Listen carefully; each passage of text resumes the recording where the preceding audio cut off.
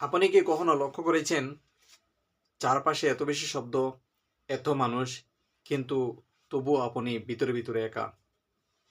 আপনি কি এমন জায়গা খুঁজছেন যেখানে কেউ বিচার করবে না, কেউ তাড়াহুড়া করবে না, কেউ আসে আপনাকে বলবে না তাড়াতাড়ি ঠিক হয়ে যাও? আজ আমি আপনাকে নিয়ে যাব এমন এক ঘরে যেখানে শুধু আপনিই থাকবেন। আর এই ঘরটি দূরে নয়, বাইরে নয়, এটি আপনার ভিতরে। আজ আমি বলবো আপনার ভিতরের নীরবতা, ভিতরের শক্তি, একাকিত্বের শক্তি, আর সেই শান্ত ঘরটার কথা যেখানে আপনি আবার নিজে হতে পারবেন। মনে রাখবেন, এই পৃথিবী আপনাকে শান্ত হতে দেয় না। ফোন আসে, মেসেজ আসে, মানুষ কিছু চায়, সময় দৌড়ায়, আর আপনি আপনি শুধু মানিয়ে নিতে নিতে ক্লান্ত।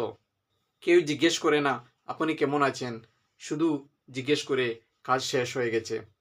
এই শব্দের ভিতরে আপনার আওয়াজটাই হারিয়ে যায়।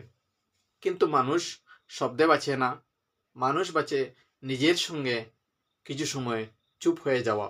নীরবতা মানে দুর্বলতা নয়। কিছু মানুষ ভাবে নীরবতা মানে দুর্বলতা, কিন্তু সত্যিটা উল্টো। নীরবতা হলো সেই জায়গা যেখানে শুধু আপনি আপনি, যেখানে আপনি কারো অভিনয় করেন না। যখন আপনি চুপ করে বসে থাকেন, তখন আপনার ভিতরের আওয়াজগুলি আপনি শুনতে পান। এগুলি কথা বলতে শুরু করে। ব্যথা বলে আমি আছি, ভয় বলে আমাকে দেখো, স্বপ্ন বলে আমাকে ভুলে যেও না।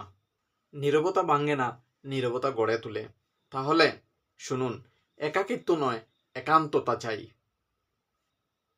একাকিত্ব আর একান্ততা এক নয়, দুইটির মধ্যে ব্যবধান আছে। একাকিত্ব মানে আপনার সঙ্গে কেউ নেই, আর একান্ততা মানে আপনি আছেন। একান্ততা মানে নিজের সাথে কিছু সময় দেওয়া। কেউ বিচার করছে না, কেউ তাড়া দিচ্ছে না।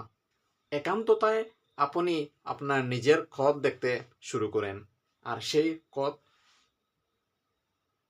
শুকানোর জন্য আপনি নিজেই মলম দিতে থাকেন। শক্ত মানুষ সে নয় যে শুধু কাঁদতে থাকে। শক্ত মানুষ সেই যে নিজের কান্নাটা শুনতে পায়। তাই আপনি শান্ত ঘর বানান। কিভাবে শান্ত ঘর বানাবেন? প্রথম কাজটি হচ্ছে আপনি প্রতিদিন কিছু সময় শান্ত থাকুন। কমপক্ষে 5 মিনিট সময় আপনার জন্য রাখুন। শুধু চুপ, ফোন ছাড়া, মানুষ ছাড়া, শুধু আপনি।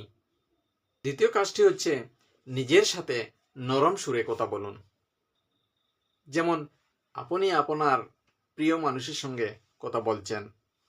নিজেকে দোষ দিবেন না, নিজেকে বোঝার চেষ্টা করুন। তৃতীয় কাজটি হচ্ছে সব ব্যথা সারতে চায় না। কিছু ব্যথা আছে যেগুলি শুধু সময় এবং নীরবতা চায়। চতুর্থ কাজ হচ্ছে নিজেকে সব জায়গায় প্রমাণ করতে যাবেন না।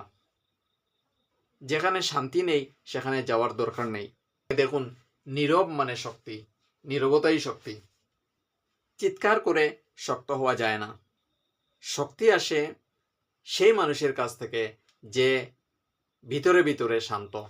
জোরের মাঝেও যে মানুষ দাঁড়িয়ে থাকে, সে চেঁচায় না, সে কাঁপে না, সে শুধু দাঁড়িয়ে থাকে, স্থির থাকে।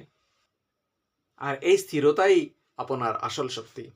যে মানুষ নিজেকে হারায় না, সে কাউকে হারালেও ভেঙে পড়ে না, কারণ তার একটা গোর আছে, ভিতরে শান্ত এবং নিরাপদ। আমি অনেক দিন খুঁজেছি বাইরের শান্তি, মানুষে, কাজে এবং জায়গায়, কিন্তু যেদিন চুপ করে বসে থাকে বুঝার চেষ্টা করলাম, সেদিন বুঝলাম আমি যেটা খুঁজতেছিলাম সেটা আসলে আমি নিজেই। আজ যদি আপনি খুব ভাঙ্গা হন, খুব ক্লান্ত হন, আর একা হয়ে যান, তাহলে চুপ করে বসে থাকুন। আপনাকে আপনি বুঝার চেষ্টা করুন।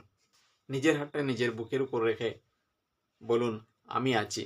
আর এখান থেকেই আপনার শান্তি, মনের শক্তি পাওয়া শুরু হবে। ভালো লাগলে একটি লাইক দিয়ে দেবেন, আর চ্যানেলটি সাবস্ক্রাইব করবেন যাহাতে আমরা মনের শক্তি বাড়াতে পারি। ধন্যবাদ।